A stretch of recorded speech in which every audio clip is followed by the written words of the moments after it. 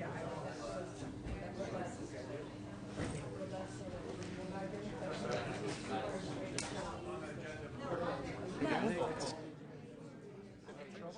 no.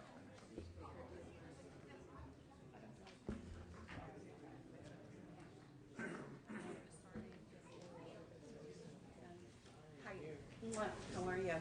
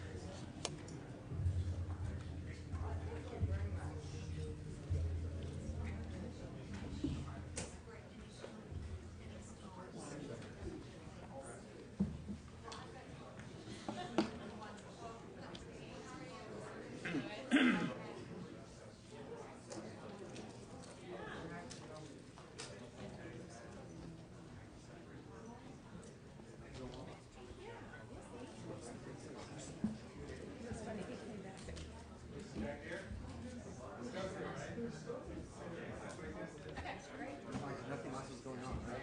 In transportation? It's going up there leaning.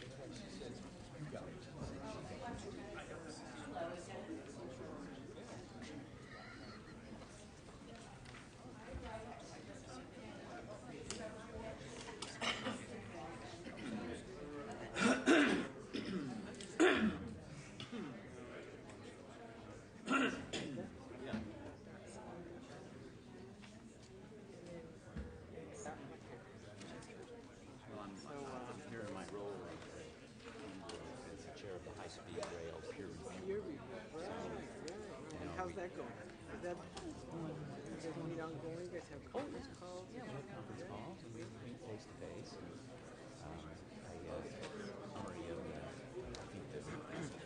think that Oh, good. Okay. I guess that I can give you an answer. And how's the OCT board doing on this issue? I know there's been, Well, I think they're going to be okay. Kurt was the glue down there. Yeah, they're going to be okay. They want to comment. And I think that's appropriate. Yeah. And the comments are negative. I mean, Comments on what? Yeah, on the business plan. Okay. They're pretty, Way to do it. Yes, pretty hard tough. questions. But they don't need to pose totally no confidence or anything like that because cuts us out of the process in terms of Look at it. As well as a lot of the improvements are also going to help Metrolink Amtrak in some way. I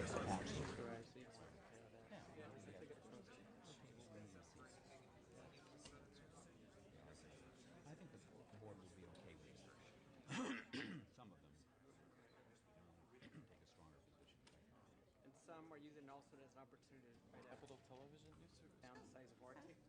Yeah, I think there's a connection there. It's very astute that you can pick up on that. I think if they could say high-speed rail is out of the picture, it's supposed to provide a great project for high-speed rail.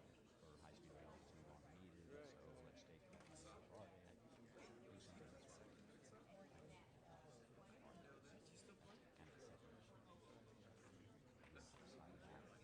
we have a T2020 committee meeting on Thursday, a F&A committee meeting on Friday.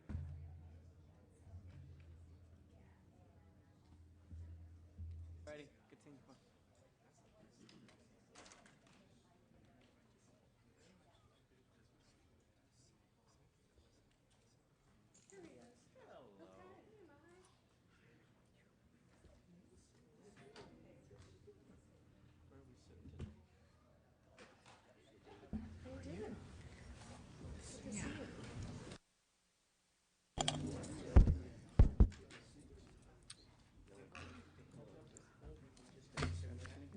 Good morning.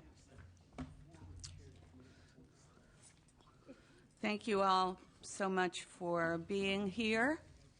Welcome to the hearing on high-speed rail. Appreciate my colleagues joining us. And we have one other member of the Transportation Committee, Joan Buchanan, who's on her way. She'll be coming in a little bit late. Welcome Ms. Harkey, my colleague in the Assembly, who's not on the Transportation Committee, but will be asking questions along with other members. So let me get down to brass tacks here. This is the most important issue that we're facing in California. On November 1st, 2011, the High Speed Rail Authority released its 2012 draft business plan. And on November 3rd, it released a detailed funding plan in anticipation of the first request for bond proceeds to begin construction. Together, these two plans represent the most definitive look ahead for the California high-speed rail program. I think this business plan, while it doesn't answer all my questions, is certainly much improved over previous versions of the business plan. Although staggering in its magnitude, the cost projections seem far more realistic than we saw in the past. I'm also pleased to see that the authority is considering pursuing blended service in the dense urban areas. I think this just makes sense. It's been said before, and it remains to be true. High-speed rail is at a critical juncture.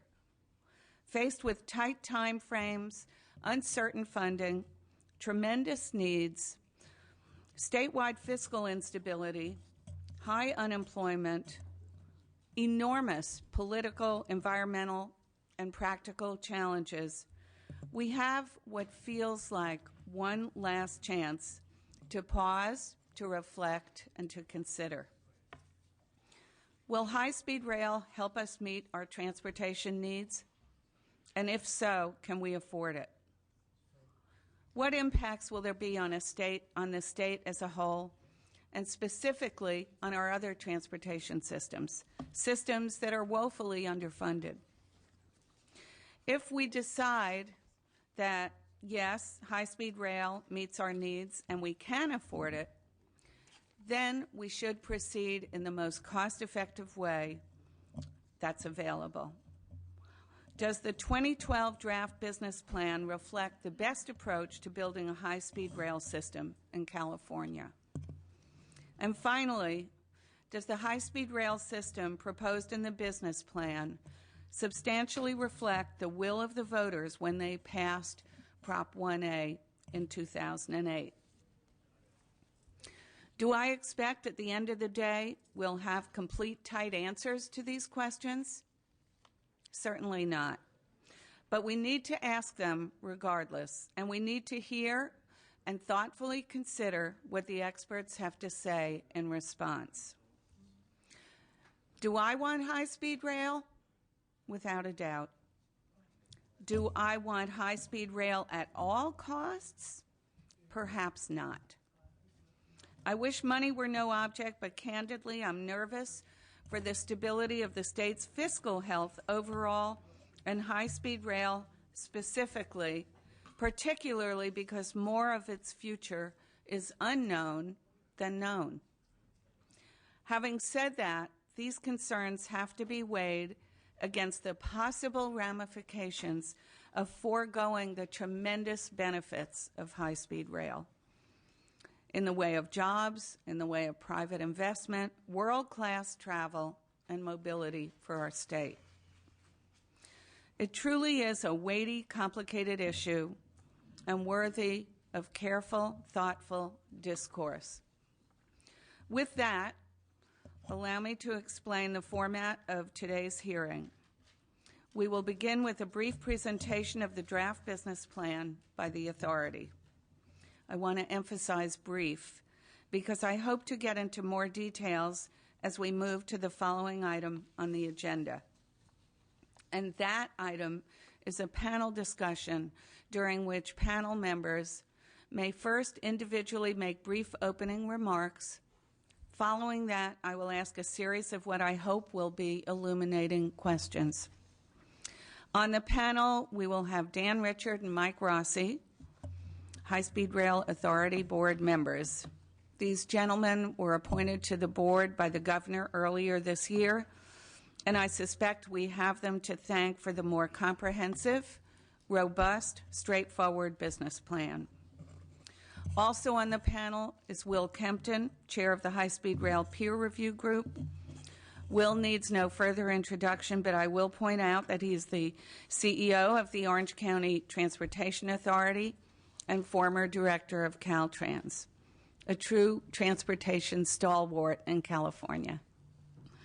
Finally, we'll round the panel out with Farah Brock and Brian Weatherford of the Legislative Analyst's Office.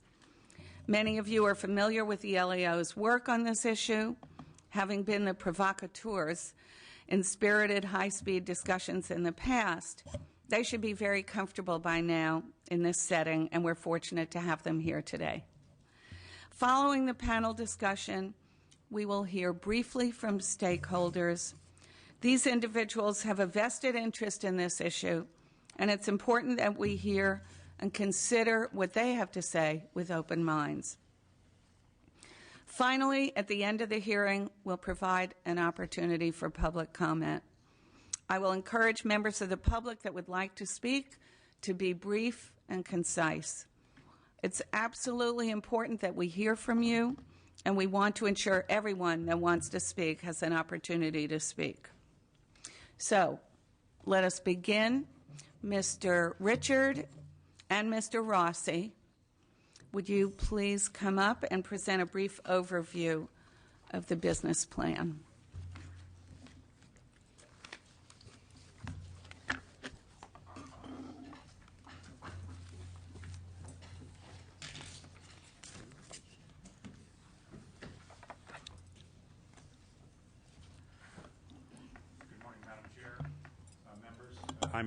I'm sorry, I did press that as a nod. That's it.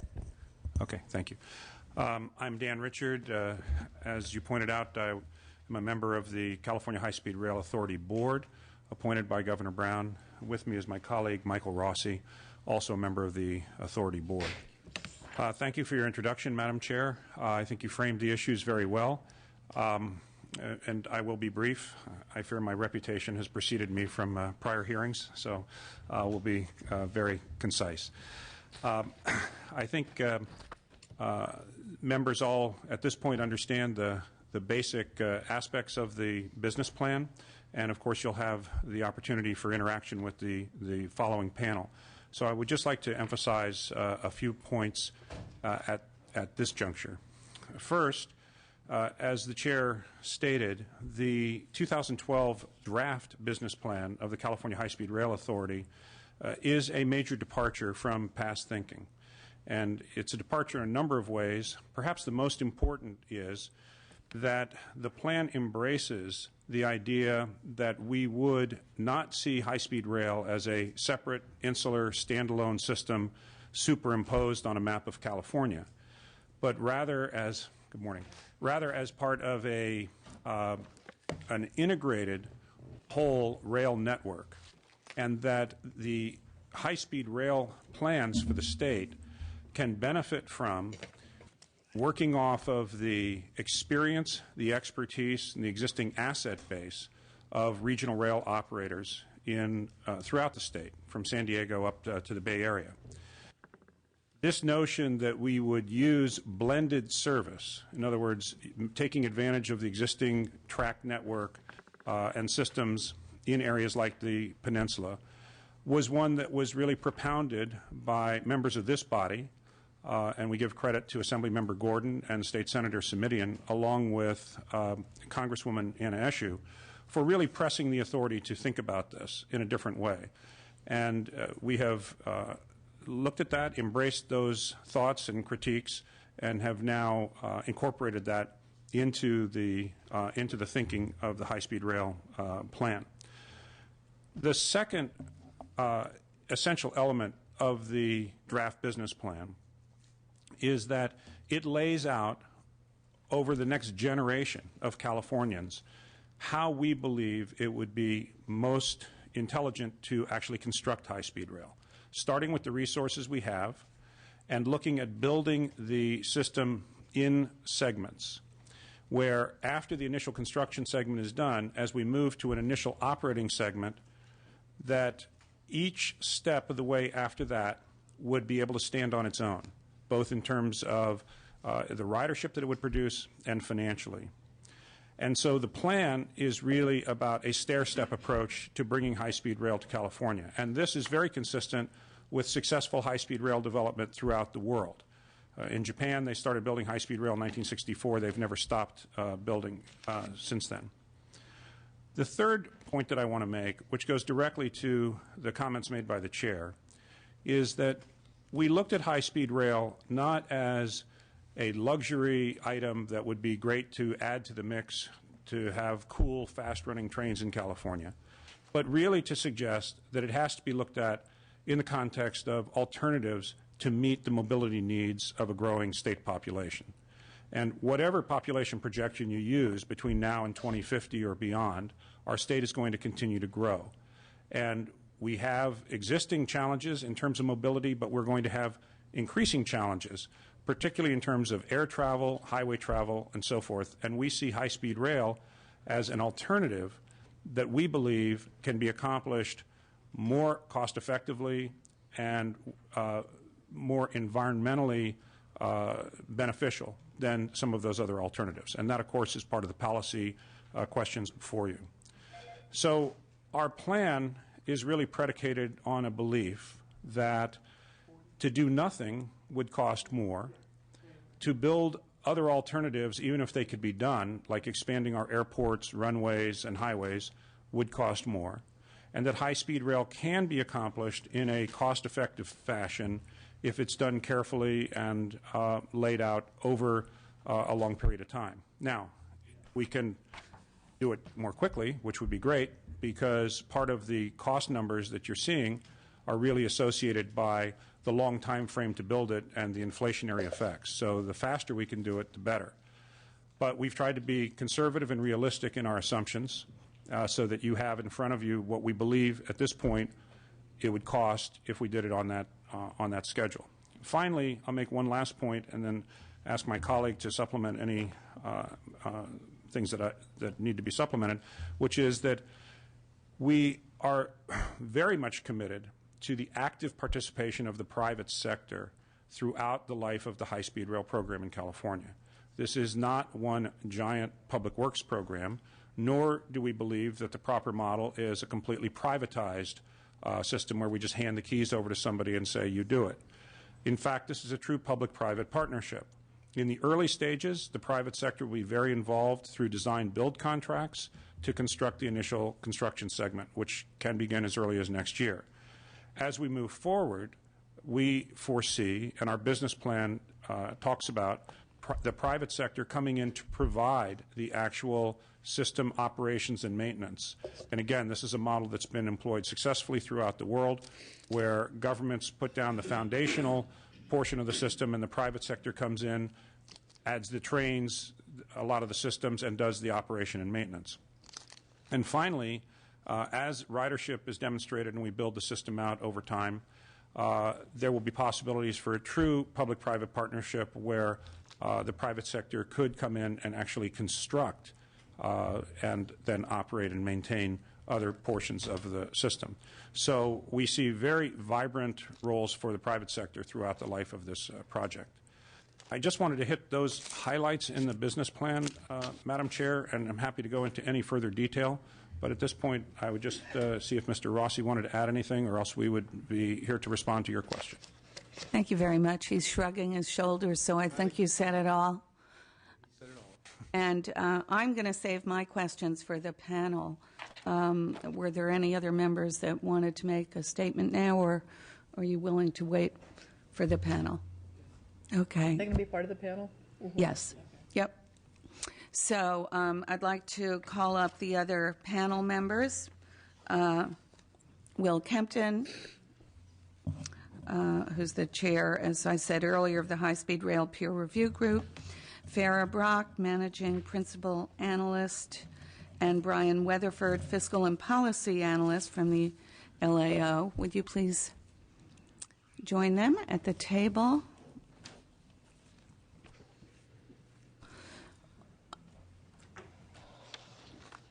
Would any of you like to make an opening statement? Mr. Kempton?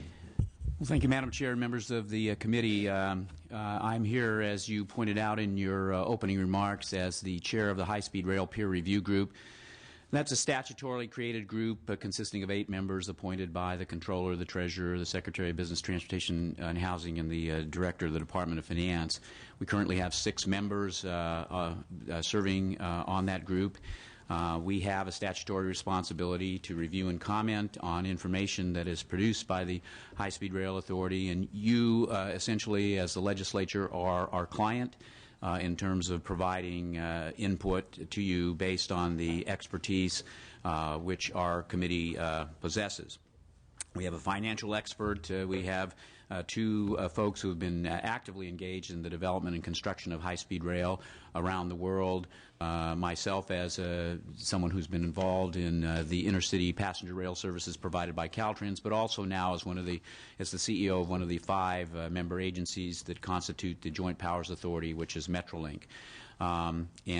We've made comments. I think we've been fair in our comments. We've raised issues on previous documentation and products that have come out of the High Speed Rail Authority. We've tried to approach this in an earnest way in terms of providing input that can be viewed as constructive input.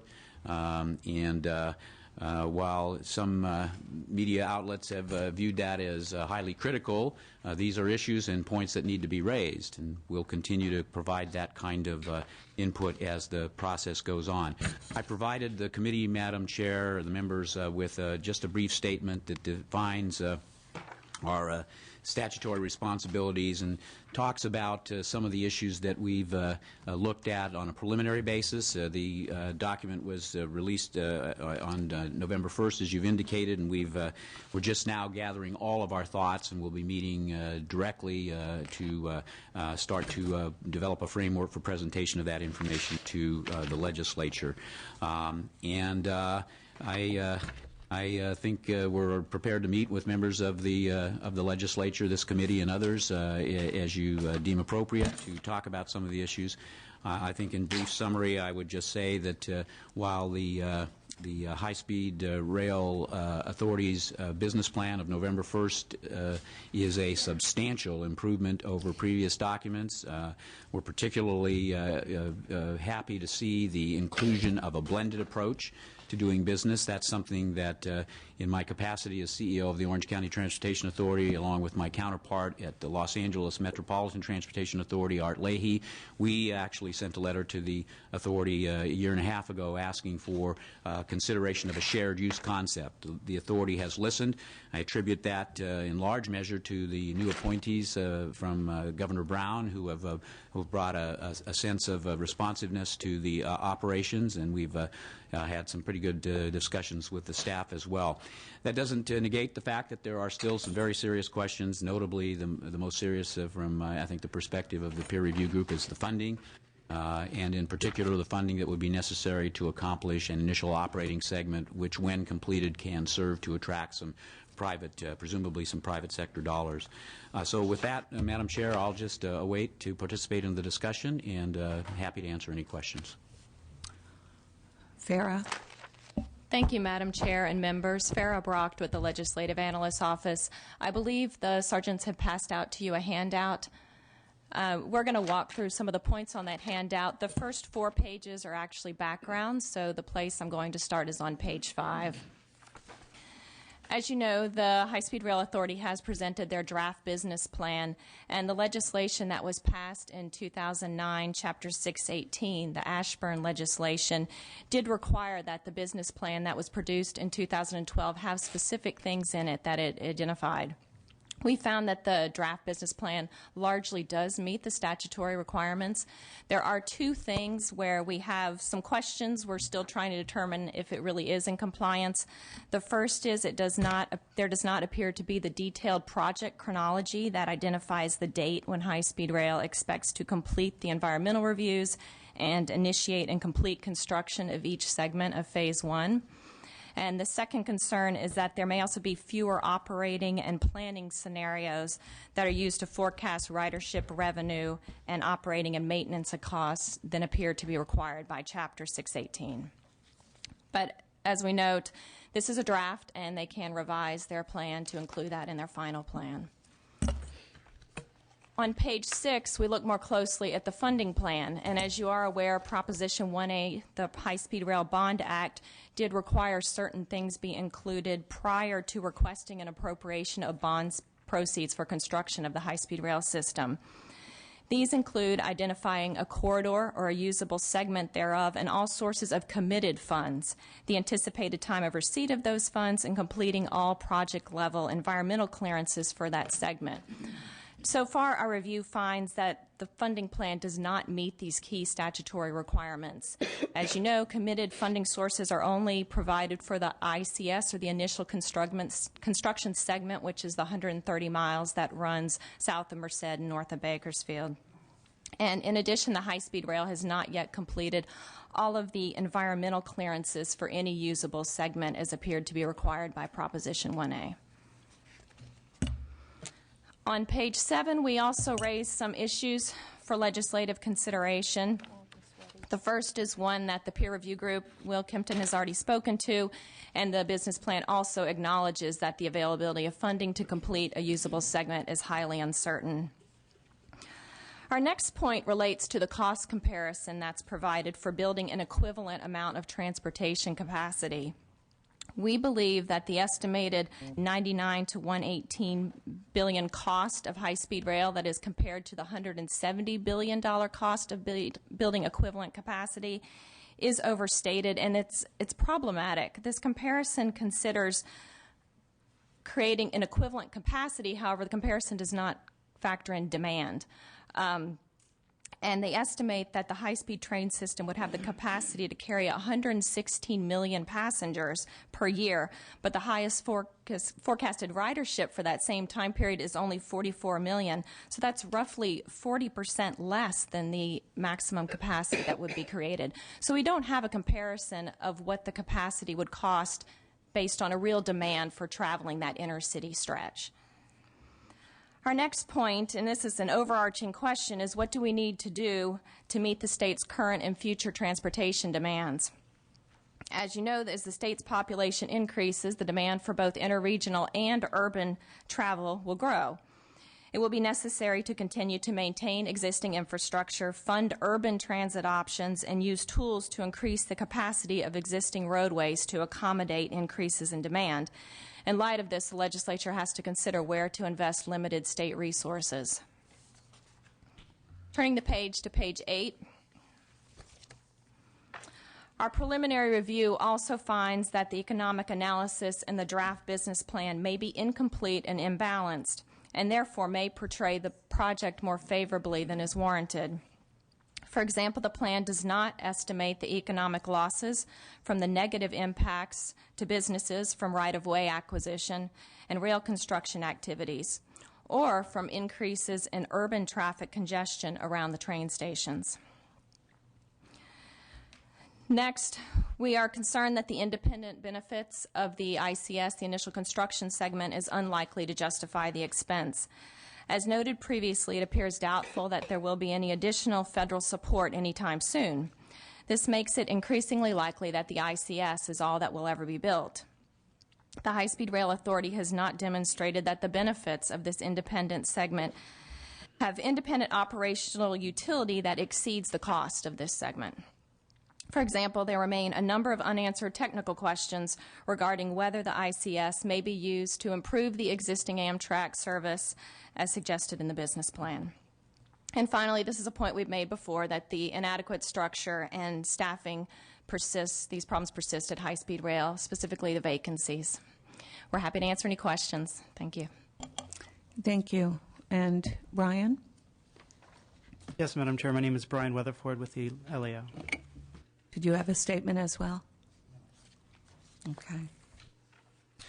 Well, thank all of you for being here today. I'm going to start out with a comment and question to all of you, and then I'm going to ask my panel members to ask questions as well. So the first question that I want to throw out is,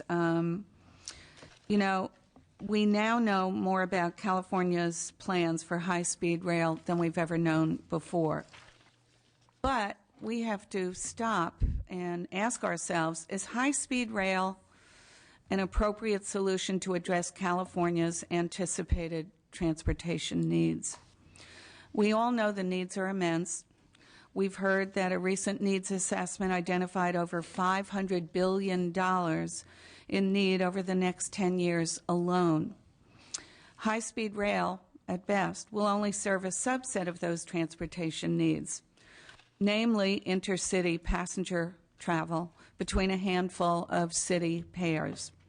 It will not relieve the burden of freight movement, of goods movement on our rail systems or on our highways. So knowing what we know now, do we need high-speed rail in California? I'm throwing that out to anyone and all of you that would like to start. Mr. Kempton, do you want to start with that? Thank you, Madam Chair.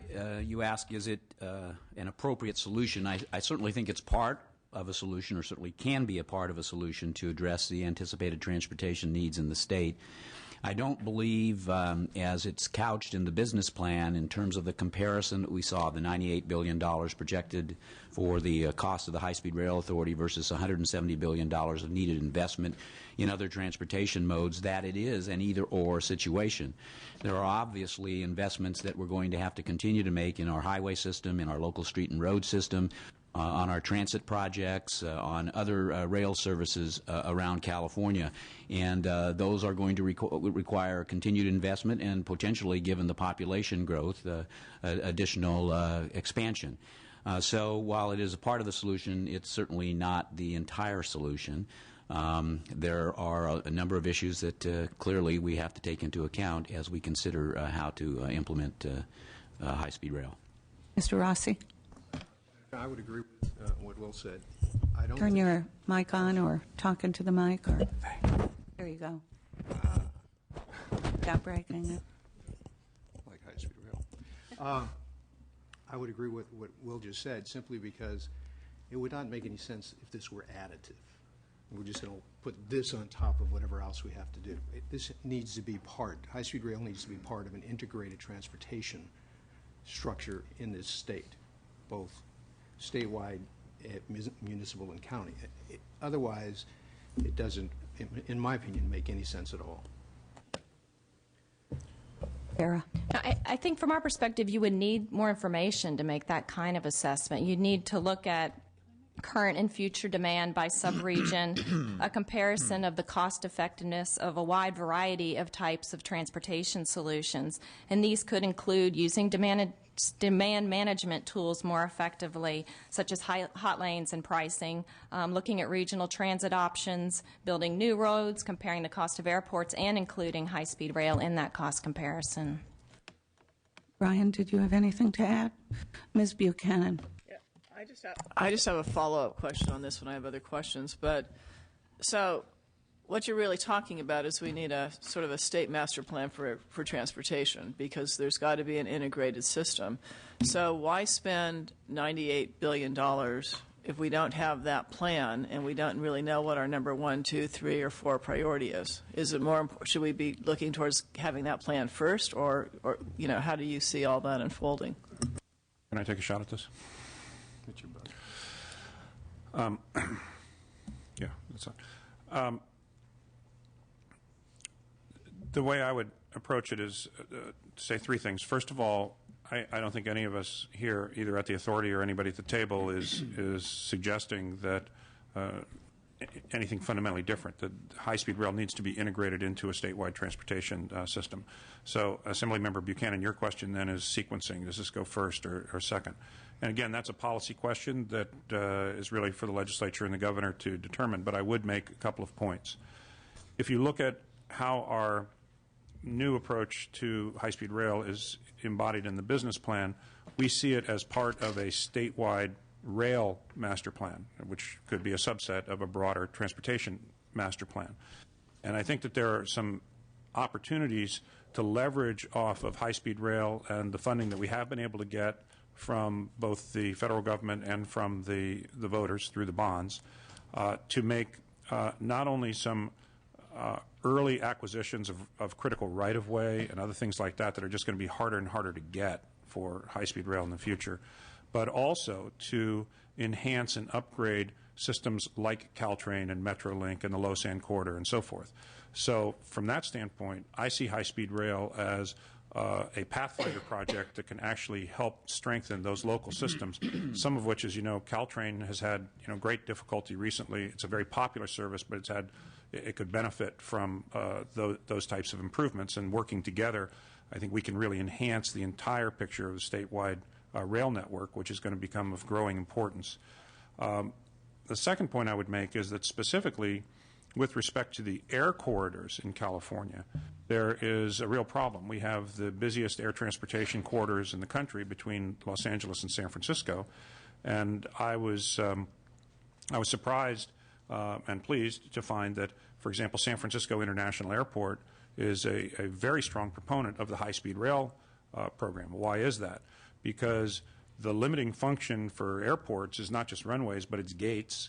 And they see the opportunity to shift a lot of the short-haul transportation off of the airport properties and onto high-speed rail, freeing up their airports for more cost-effective and more beneficial long-haul transcontinental and transoceanic travel. So there are all these pieces, and obviously there are other imperatives among other transportation sectors. But I do think that given the fact that we have the opportunity to start now, we have the opportunity to put a lot of people to work now, which also helps, particularly in the construction sector. And if we can do it in a way that enhances these other systems and addresses some of the other transportation priorities, then it would seem to make sense to do that. Ms. Harkey, Ms. Buchanan, did you want to say anything else? I'll ask other questions later. Thank you. Okay, Ms. Harkey. Thank you. Getting to the point that we are discussing right now, one of the biggest problems we're going to have is the LAO is reporting that the funding plan does not meet statutory requirements. And on page 12.8 of the business plan, the High-Speed Rail Authority justifies starting construction with $5.2 billion expenditure in the Central Valley as an initial construction section because it has independent utility outside the completed high-speed system and can be used to improve Amtrak San Joaquin service. The San Joaquin service from Sacramento to Bakersfield with connections elsewhere has continually operated at a loss. And last year, the line received $31.8 million in state subsidies, which grows every year. Given the fiscal risk to completing the high-speed rail system and that this initial operating construction section may, in fact, turn into a white elephant if there's no additional funding, and the fact that you may have problem even beginning it if it doesn't qualify under AB 3034,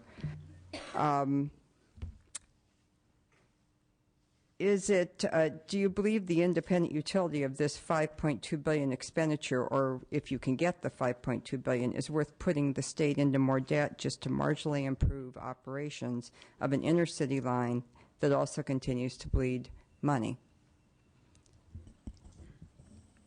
Well, Assemblymember, I don't think we've ever argued that we would go out and spend $6 billion to improve the San Joaquin service by 45 minutes. That's not been the point that we've made.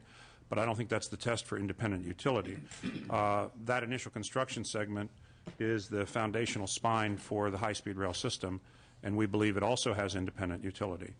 I'm going to be somewhat limited in my answer because, as you know, this has now become a subject of some litigation, and we have been advised by counsel, and we believe that we are consistent with AB 3034. But beyond that, I'm not going to be able to go into too much detail here. But I don't disagree with your fundamental premise. We wouldn't do this essentially to build this line just for that purpose. What we're saying is, if for some reason further funding is delayed, the line could be used for that purpose, and therefore it meets the independent utility test.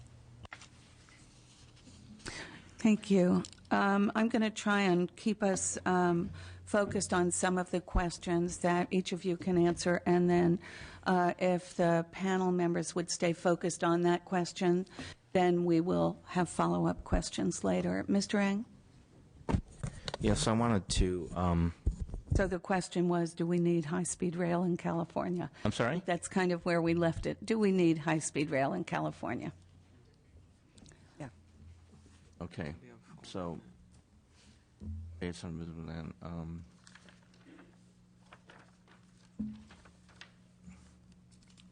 okay. Well, I will.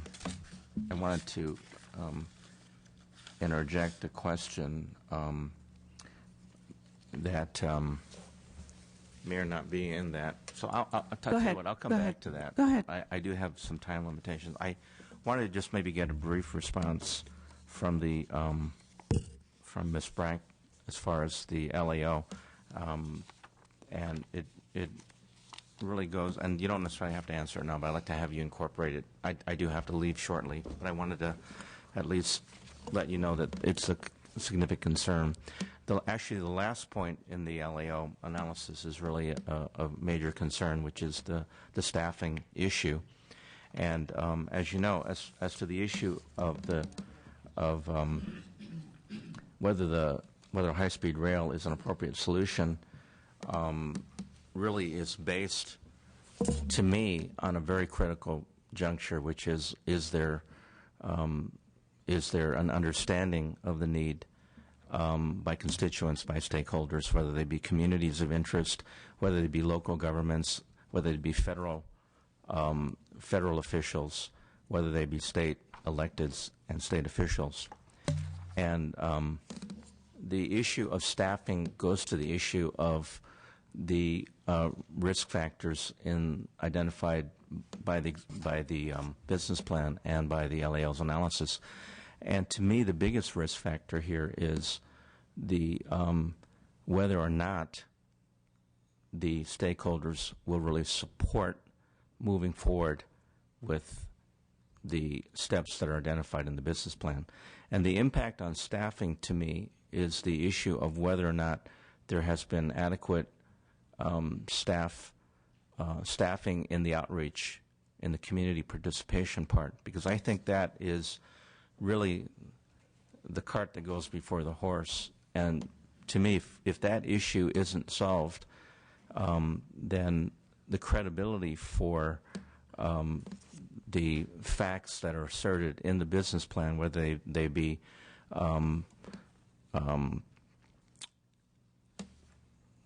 gates that will be replaced, whether they be ridership numbers, whether they be funding projections, are really clouded by the fact that there is really a great question about that. And so I think to any of the panelists before, even if I'm not here, I'd like to have the issue of community participation as a direct impact of, in terms of the lack of, seems to me, permanent staffing. And so that's a major concern that I wanted to have addressed. Mr. Kempton. Madam Chair, I would like to comment on that. As the ledge analysts has pointed out at the end of their paper, staffing continues to be a problem. And while it may not be directly related to the business plan, it certainly has implications with respect to carrying out the direction that's included in the business plan. The peer review group has consistently suggested that the legislature and the administration need to address the issue of staffing. If we're going to move forward with high-speed rail in this state, we need to have an adequate staff base at the authority. I think that Mr. Van Ark and others have expressed some concerns and frustrations about the ability to obtain the staff that's needed. It's probably going to be necessary to go outside of the normal constraints of civil service with respect to providing the kinds of staffing that's going to be necessary for this project. That's something that I think is going to have to be undertaken by the legislature and the administration. So, Mr. Ang, would you be accepting of Mr. Rossi and Mr. Richard going back and coming back to you at a later date with a roadmap for that staffing? Is that what you're asking for? Yeah, I guess what I'm asking for is the business plan, to me, even though maybe statutorily does not require that, I think politically it does require it, and it's something that I really want to see. What have been the staffing? What has been the staffing levels so far, and what are the criticisms that are addressed by the LAO, and how would you address that? And what has been that staffing's impact, to me, on the community participation part? Because the criticisms have been that when you rely on temporary, non-permanent staffing, that there's an impact on the community acceptance of any type of plan, and that clouds basically everything else, because if communities of interest don't believe what they're hearing, then they're not going to be able to believe anything in the business plan. So I think for me it's a fundamental question. And yes, thank you, Madam Chair. I think that would be something that I would like to see either addressed today, or if you'd like to come back with that. Madam Chair. Assemblyman. Both. Yeah, I think you're going to have to move over to the microphone. Excuse me. Thank you. Push LAO out of the car. And take these. No. We absolutely agree with you. And we agree with you at two levels. The first level is that we clearly need to get the appropriate staffing in a technical sense, which is what what Farrah was talking about. We need to get the technical competency and the number of people needed to ensure that the right oversight is in place and the consistency in the effectiveness of executing the business plan takes place. But equally as important, and maybe more important as a Californian in this regard, is the second point. We obviously have not done a good job of at the authority, which is outreach. And I think the community has tried to participate in many, many ways. We haven't always had the necessary staff or the right approach to enhance those communications so that they are positive and certainly not always productive. So as we move forward, clearly on our agenda is to get the staffing at both those segments to a level which appropriately represents what we need to do in the community as well as what we need to do technically. Ms. Buchanan, you wanted to follow up, and then I'm going to come back to specific questions so we could stay on track. And I have a question. Last year, so Harkey and I were on I know you saw in the budget, but I chaired the budget sub on transportation. And reading the LAO report, reading the Lane Howells, the auditor's report, reading the KPMG report, all of those address staffing. And we were assured, as we went through the budget process, that the authority was going to set up the proper management structure, that the authority was going to hire. One of the big criticisms was there was no risk management in place there. And we passed a bill that I believe had a number of positions that would be exempt from civil service to allow you to be able to go out in the market and attract the right people. But I don't know how you talk about putting $6 million into any kind of project if you don't have the proper management in place. I mean, those reports were so damning. They had, the authority had contractors supervising contractors, and there were, it clearly spelt out numerous problems there. So if we're a year later down the road and we still don't have the proper management team in place and structure in place to adequately administer projects and evaluate risk, whether or not any of us agree that we want high-speed rail, I don't know how anyone can agree to spending that kind of money. I can respond to that if you'd like. Briefly, and then I have a series of questions for everyone. This business plan has as its hallmark, I think, that we try to tell the truth about everything. And so the truth in response to your question is you're absolutely right. I want to say right here and now the legislature has given the authority an adequate number of slots. It's not a question of the legislature not supporting this. We haven't done it. And I say we, even though Mike and I have been here only a few months.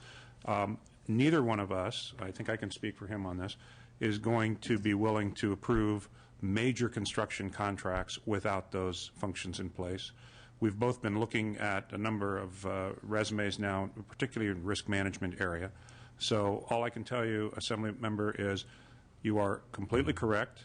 It was insisted on. It was authorized. It has not been done, and it will be done, and we will continue to be in contact with this committee. It is being done to let you know how we're progressing on that. But all we can say is you're right. Thank you. I'm going to move to a set of questions, and hopefully you all will follow. This one is similar to what Ms. Buchanan had asked, and I'm going to ask you, Mr. Kempton, whether OCTA, like other regional authorities, I'm sure you have a long-range transportation plan. Do you not?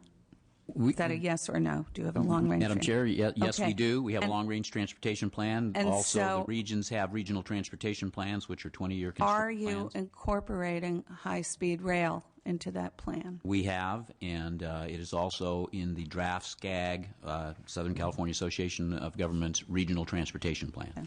Does anyone want to follow up on that particular question, Ms. Harkey?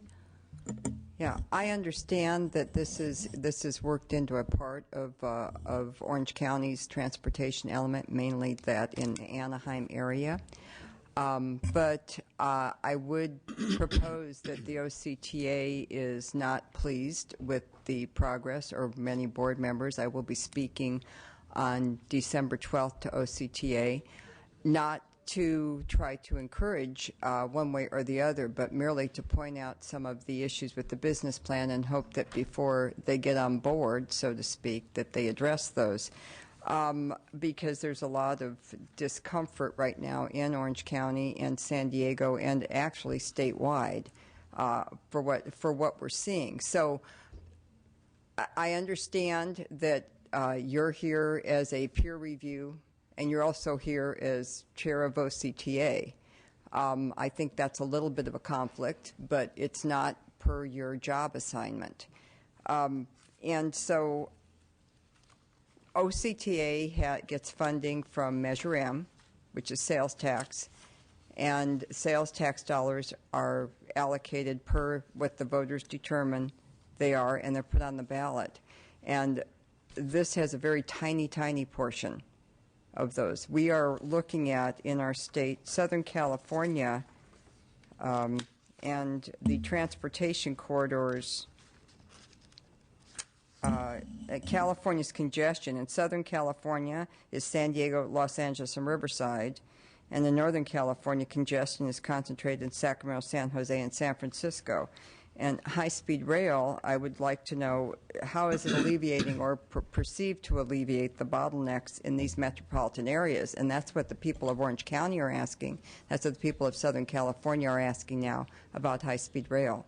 I also think that the problem that we have is that what was sold to the people of California is not what we're seeing now in the business plan. That's no fault of this board, but it is a reality, AB 3034 and Prop 1A. So we don't necessarily, I disagree with Mr. Eng, we don't necessarily need more marketing personnel to promote high-speed rail. We need more honesty and probably a serious reassessment as to where it fits in our needed priorities. And I believe we will be having that in your county and with the OCTA board. And I support a broad range of menu options. I think high-speed rail may work in certain segments, but where it zigzags and totally cuts out Orange County and then goes through Riverside and totally cuts out San Diego, I don't necessarily think you're going to get a lot of support for it. Madam Chair, if I could respond, Assemblymember Harkey, you are absolutely right. The board has some concerns about the business plan, just as I think most of us engaged in transportation, or certainly those of us who have been involved with this project have. The board will be, I fully expect the board to be making comments on the business plan, and some of them will be of a critical nature, certainly in terms of the fiscal side of the equation. I think probably speaking for stakeholders in Southern California, one of the biggest deficits that occurred with the initial operations of the High-Speed Rail Authority is the lack of, and I wouldn't say it's marketing as much as it is public outreach, working with the community. And that was, as I think the members of the High-Speed Rail Authority have already indicated, was a real problem, because we would provide input, the input would seemingly be ignored, and there was a lot of concern that was generated among the members of the community and other elected officials in the Southern California region over that situation. I am happy to report that that has improved, and I think the High-Speed Rail Authority, particularly with the current membership, is looking to go even further in terms of trying to correct that deficit that occurred in the initial years of high-speed rail development. But I think that there is clearly a potential benefit. I'll use, and you're very familiar with this, Ms. Harkey, I'll use the Metrolink service as a good example. The Metrolink service that we currently provide, in large measure through Orange County because of our sales tax program, is drawing the equivalent of a lane of traffic off of the Interstate 5, which runs right through your district. And we know that the benefits that we're getting from having that rail option are significant in terms of relieving congestion. So aside from the fact that there may be a different way to get to San Diego and there may be other issues, I think that having another alternative, another rail alternative that could provide for faster trips to and from the Los Angeles downtown area, as well as points further north, is probably a positive thing in terms of relieving congestion. The other questions that are being discussed today in terms of cost, in terms of impacts, and all of those things obviously have to be vetted before we would come to a firm conclusion on that point. And I appreciate Metrolink, but that's not high-speed rail. And so we're talking about $98 billion for Phase 1 of high-speed rail right now, and that's cost only, not operating. I do have detailed questions I'll be handing out to everyone here and sending to all members of the committee, whether present or not. And I would hope to have answers to them because I've reviewed the business plan, and I thank you. Thank you. And we would like those questions to be part of the record for this hearing. Mr. Solorio, you wanted to comment on that? And really more comments. First, I do want to thank the panelists for being here and want to thank the chair for putting this meeting together. I want to start by saying I'm a strong supporter of high-speed rail. I do believe we should build it, but if we're going to build it, we've got to have a good financing plan. I do also want to emphasize today that this business plan that we're talking about is a draft business plan. And, you know, I'm very pleased that the governor has taken an interest in this project, has embraced it, and has appointed some very good appointees. And I would ask that you go back to the board and ask them to address these questions that are being mentioned today, including the staffing, which has not been talked about much before. Speaking of Orange County, we're over 30 million people now. And we need more transportation options. And there was a time that a lot of people didn't believe in Metrolink. There were a lot of people that didn't want Metrolink to be funded. There were a lot of people that thought it was only something usable during peak commuter times. Well, now we're seeing a demand for non-peak commuter times. And I think what we're seeing with Metrolink is that, you know, people are tired of the freeways. The freeways are increasingly more congested. I know I traveled up and down the state for the holidays, and, you know, what should be about a 7-hour trip sometimes is 11 hours, 15 hours, you know, from the Bay Area down to Orange County. And to widen the 5, to widen the 99 is not a cheap option, and we need to look at other options. And I think that the public is very supportive. You know, when this item went to the ballot, it did have broad support, but I think the public wants to make sure that it's something that we could finance, something that is going to go to major transportation hubs, and I think that largely it is addressed. But, you know, motorist one options. Also, we can't underestimate also the need for transportation investment and the jobs that it creates, because, you know, of the few things that government should be doing is infrastructure. And this is, as part of a larger transportation model, something that we really should be doing, that voters in this state asked us to do, and we got to do it. Thank you. Thank you, Mr. Solorio. I'm going to... Okay, I was going to go on to our next question. The reason I asked about the master plan for transportation and being able to make decisions based on a trade-off is because, well, I'd like nothing better than to hop on a train and be in L.A. in 2 or 3 hours. You know, and I have one of my 5 children, by the way, lives in Orange County. One lives in Los Angeles County. For the number of times a year I go to L.A. compared to my daily, you know, getting on the freeway to go to the district office or Sacramento or whatever, you know, you're commuting, people are commuting on a daily basis. And if you take a look at the people I represent, and I know, Dan, you're very familiar with this, if I have to go to Brentwood to a meeting at noon, say, I can get there in 35, 40 minutes. If I have a meeting there at 6 p.m., I better leave by about 3:30. I know you are too, Will, because you used to be director in contract. I better leave there by 3:30 to get out there. If I have to go to Livermore in the middle of the day, I can get there in 20, 25 minutes. If I have a meeting during commute, it's taking, you know, hour or longer. So when I think about the people that I represent, I have to ask myself, are they worried about the 2 or 3 times a year they might hop on high-speed rail to go to L.A. or San Diego, or are they worried about their daily commutes and the time that takes away from spending with their families? And would they rather have high-speed rail, or would they rather have BART to Livermore or BART to Brentwood so they can dramatically cut down their daily commutes and spend more time at home? And so could you address, I mean, your trade-offs when you talk about high-speed rail versus airports, I think that's important. But, you know, how do we evaluate the importance of something like that versus people's everyday lives and wanting to get from, you know, their home to their jobs in as timely a manner as possible? Mr. Richard. I mean, I think that's the crux of the kind of policy question that you face. And as you alluded to, Assemblymember, I spent 12 years on a regional transit board at BART, and certainly understand the needs of our regions. And so I don't think you'll hear any of us on the authority suggesting that those needs don't also need to be met, and I understand that we have limited dollars. I step back and look at it in a slightly different way, though, which is that if we do move forward with high-speed rail, we do have an opportunity to strengthen BART, strengthen Caltrain, strengthen Metrolink, strengthen the Lausanne corridor, if we do it right. If we do high-speed rail right, we have an opportunity to shape how growth occurs in California, which I know is another very important issue to you and members of this body.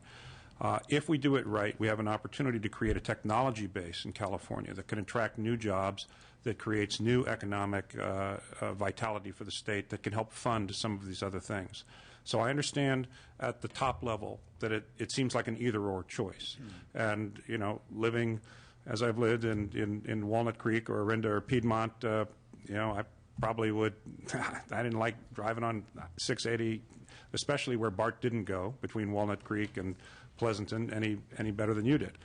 But from this perch, and I will say, I came in, and I think Mr. Rossi has said this publicly also, we did not come in as high-speed rail boosters or advocates. We came in as people appointed by the governor to look at high-speed rail to see if it made sense. And I think we both concluded that, notwithstanding the broader policy question that you're raising, that if there's an opportunity to do this in phases, where we only go forward when we have the money, there's an opportunity to build a system that, if our numbers are right, or even if they're wrong by a significant amount, can sustain its operations, which is unusual in the transportation sector.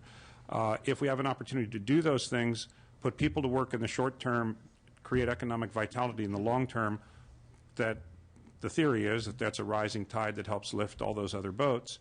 And to the extent that BART could interconnect with high-speed rail at San Jose, helps us extend BART to San Jose. If we came up through the Altamont, the same thing would be true in your backyard. So that's the best answer I can give you to what's a very penetrating and good question. And I appreciate that answer. I just really struggle with the fact of, you buy your kid a toy for Christmas and you've got 10 steps to put it together.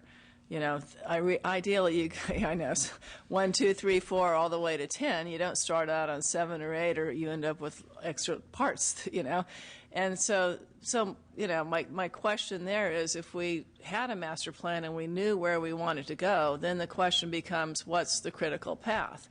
Is the critical path to invest $100 billion in high-speed rail first? Is the critical path to make sure we have regional transportation systems that work and high-speed rail is part of it? I mean, because we don't have an unlimited source of funding, and that's a question that I know it's for us, but we don't have that information right now. We have one report.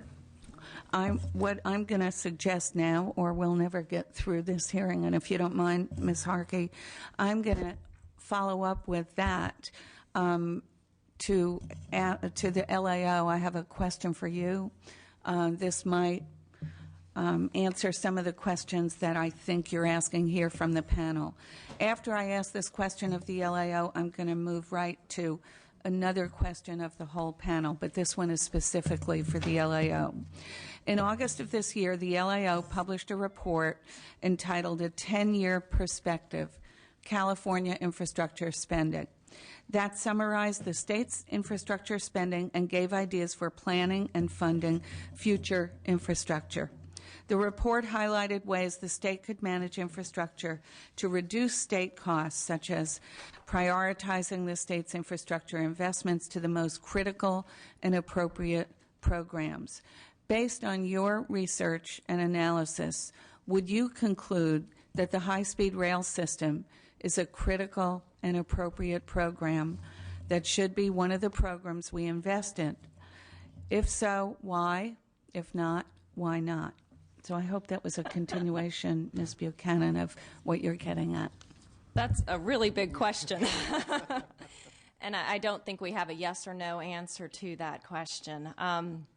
We have not, as an office, as a legislative body, done the comparison of what are the state's greatest infrastructure needs. I mean, I think it'd be excellent to have a master plan for the transportation needs. It'd be excellent to have it for the state's infrastructure needs. As you know from our report, we have huge outstanding maintenance needs in this state. So we've got infrastructure that's crumbling, and the cost of that is enormous.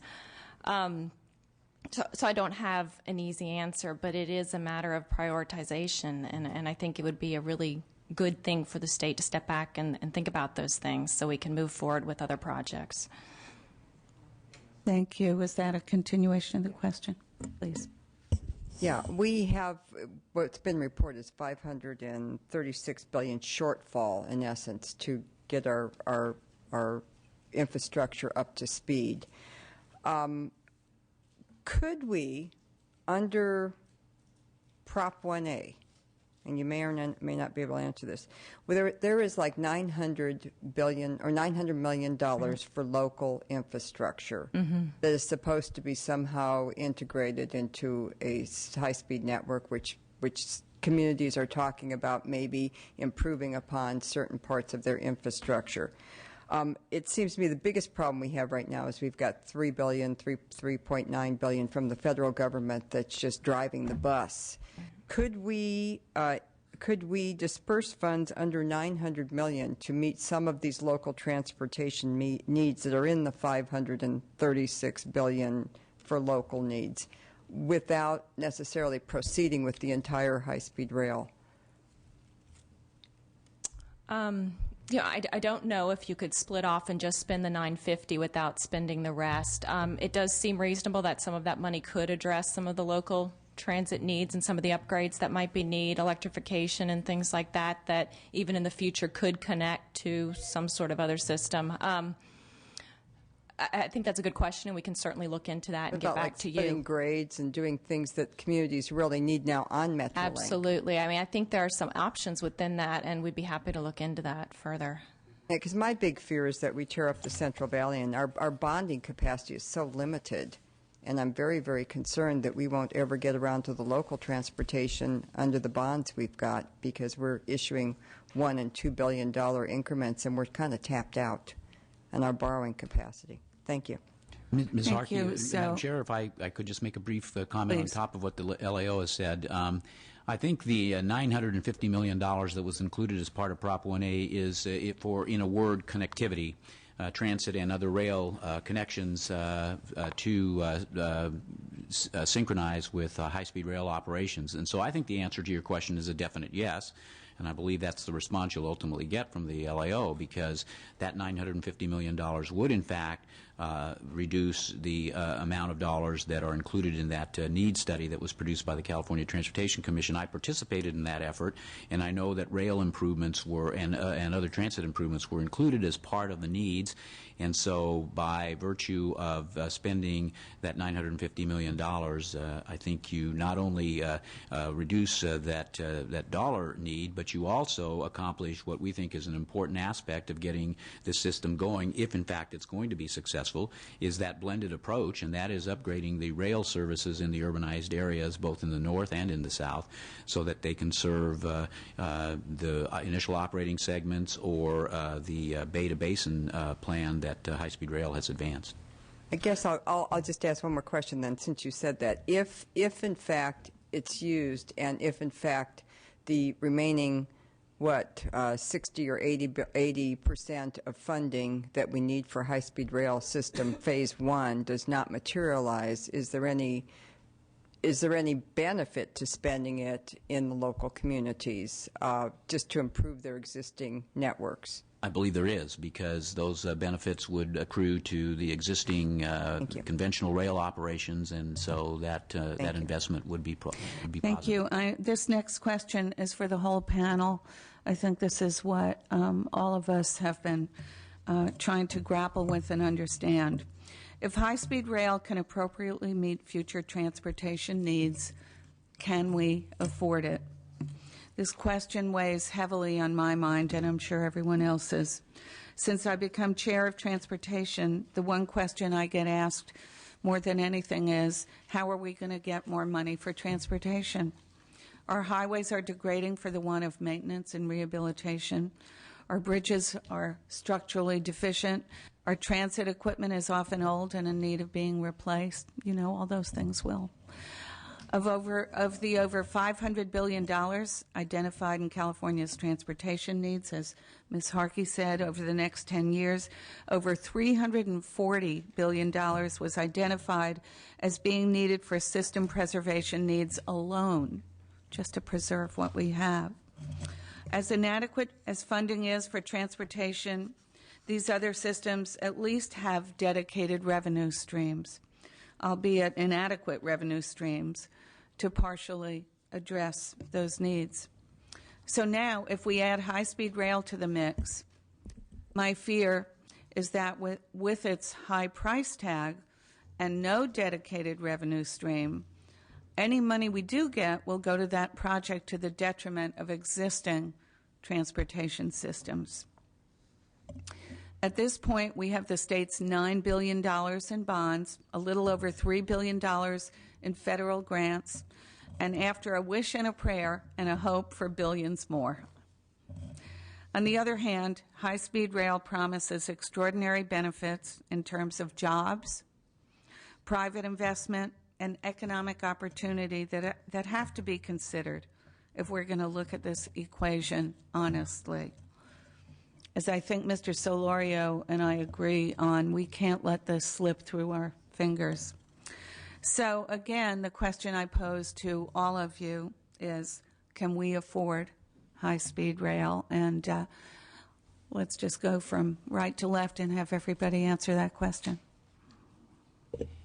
Well, Madam Chair, I'm a builder, and I've been involved in building transportation projects all my career, and I think probably in 1956 that same question was asked about the interstate system. Can we afford to build the interstate system? I know $98 billion is a huge price tag, and there are a lot of questions that need to be answered before you authorize the issuance of bonds and proceed with this project. And we're going to try to provide some of that input as part of the peer review group's review of these documents. But I have to say it is not an either-or situation. And I've tried to make that point whenever I have the opportunity to make it. The fact of the matter is you are absolutely correct. Ms. Harkey is correct, and other members of the committee are correct. We need to continue to invest in other modes of transportation. I think Mr. Rossi indicated the same thing. Everybody understands we cannot simply take the resources and put them into high-speed rail. There's got to be money that allows to continue to meet our needs in other transportation modes. So it does come down to a fundamental question of the funding. And that is the critical element. That will be, I think, the centerpiece of our comments on the business plan and the funding plan, and where does that money come from? The interstate system had a gas tax to support its development. Other projects, what we did in Orange County for the Measure M program, we had a local sales tax program, and the 19 other counties in California have those dollars to support those programs. We need to look at how we're going to fund this program, and it can't be just putting different transportation modes in competition, because that simply will not work. Thank you. Mr. Richard. It's hard to follow that very eloquent statement by Mr. Kempton, and of course he knows wherever he speaks. I would make a couple of additional points. I wish I could say I'd been a builder my whole life, but the one thing I did help build was the BART SFO project, which I'm very proud of. And when we started that, we had a plan, but we didn't have all the dollars identified. And we ended up being able to get that completed, and I think it's been a very successful project. So I would say two things. One, high-speed rail certainly faces the challenge that it does not have a dedicated funding source like the gas tax. Frankly, I think our hope will be that in the dialogue about the reauthorization of the Surface Transportation Act in the Congress, that this would be one of the issues that would be addressed. And let me also be very clear to this committee, because it goes to the point that Mr. Kempton raised at the end. We still see, and people can question this, but we still see the majority of the public funding coming from the federal government. We have a lower percentage than other federal share projects, but the fact of the matter is, at the end of the day, if the federal government chooses not to continue to fund high-speed rail, it's going to be very difficult to see how we complete this. So I don't think we can play any games about that. Having said that, we were very conservative in our estimates in our business plan. We assumed $0 federal dollars for the next 3 years, at least till the next Transportation Reauthorization Act is done. And then beyond that, we're not sure. But if you look at the recent comments by Chairman Bud Schuster of Pennsylvania, when the Congress did their very high-profile vote saying they were killing high-speed rail, he said, well, we're killing President Obama's program, but we're not killing high-speed rail because we really want high-speed rail, and we want it where it makes sense. And studies have shown that California is one of the places where it makes sense. So I think when we get past this, if I may say, political season about all this, the fact remains that there has been and continues to be strong bipartisan support in the Congress for high-speed rail, and we hope to take advantage of that. And the final point I would make is that while we have the deficiency that at present we don't have a dedicated funding source, we do have one attribute which is very positive, and that is that, and this is something that not everybody agrees with, but what we've seen is that where high-speed rail has been built, once built, these systems are able to sustain enough revenue to cover their operating and maintenance costs going forward. And that is different than my former BART experience or some of the other transportation projects that we have that require continued public funding for O&M. And so we've stress tested that assumption, and we believe it. So to the extent that we can find the dollars to build it, we have a mechanism, we believe, that continues to sustain it, which certainly then reduces the pressure against O&M funding for other systems. Thank you. Mr. Rossi?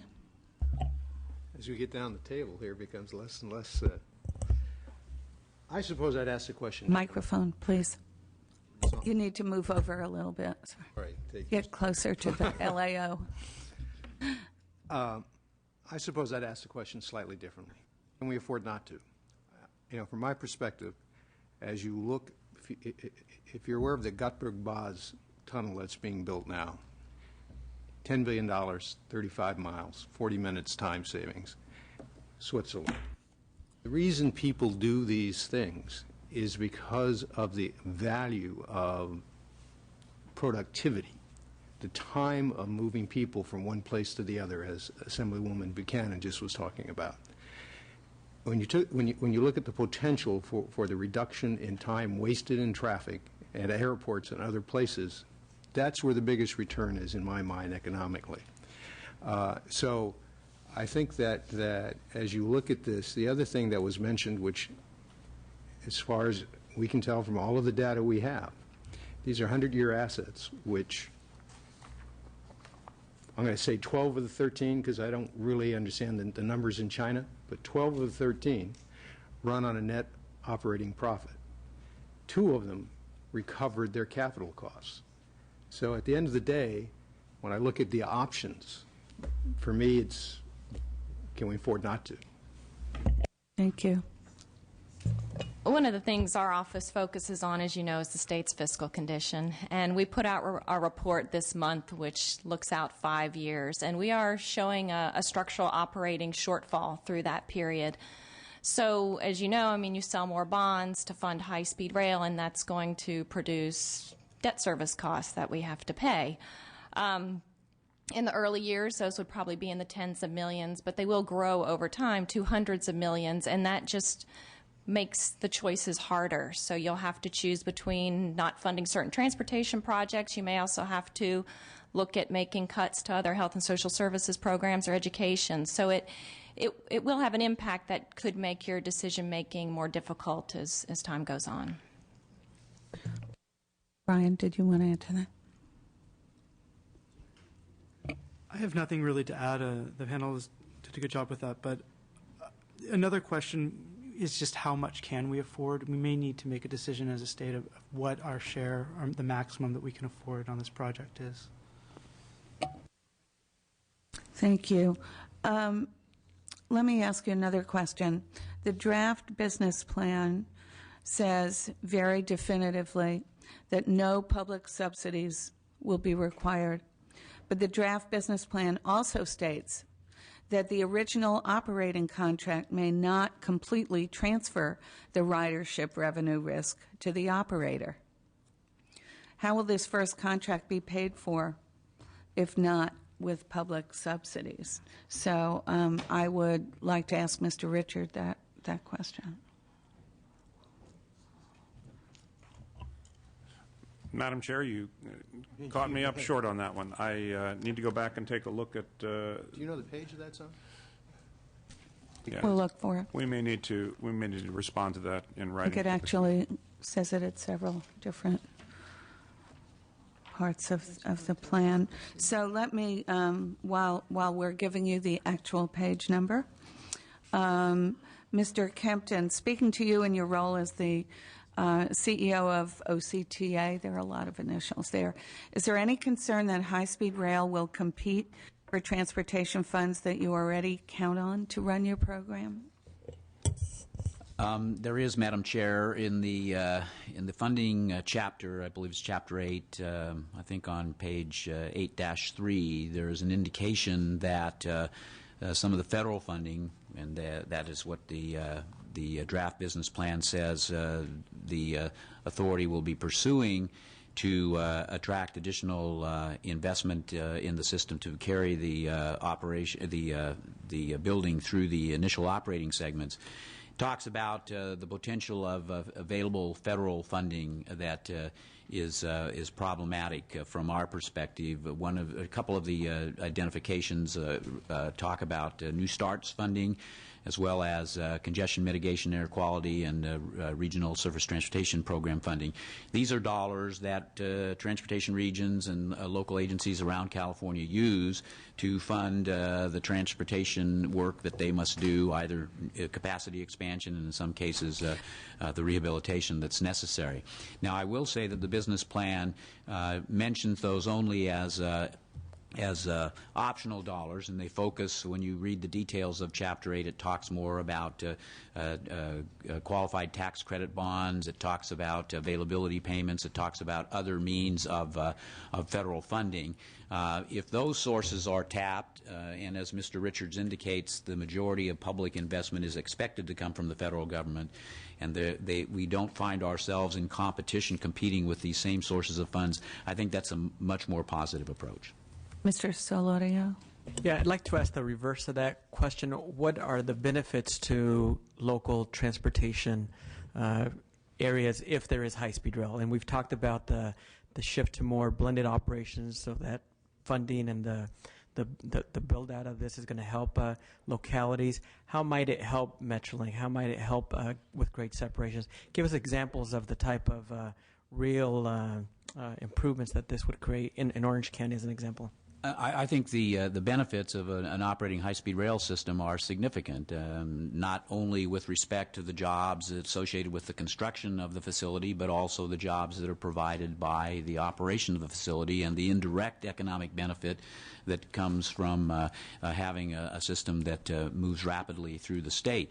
From our perspective, having another available option for our citizens is a very positive thing, and it's a different way of getting around. I think Mr. Richards made a great case on the part of the airports. I don't necessarily buy the argument that we should be investing all of our money, as I've said previously, all of our money in the high-speed rail system at the expense of the other modes of transportation.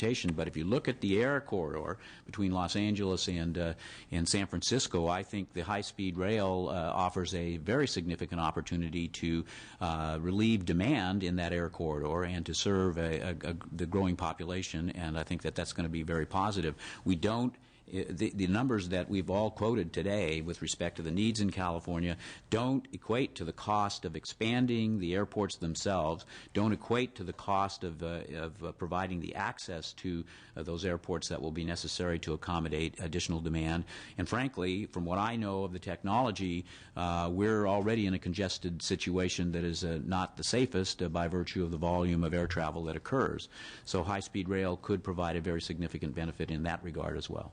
What about grade separations or other What I think you're talking about, Mr. Solario, is the improvements that could come through a blended approach. That would be investment in the existing conventional rail facilities that would provide for the connection to high-speed rail, and ultimately the construction of the full Phase 1.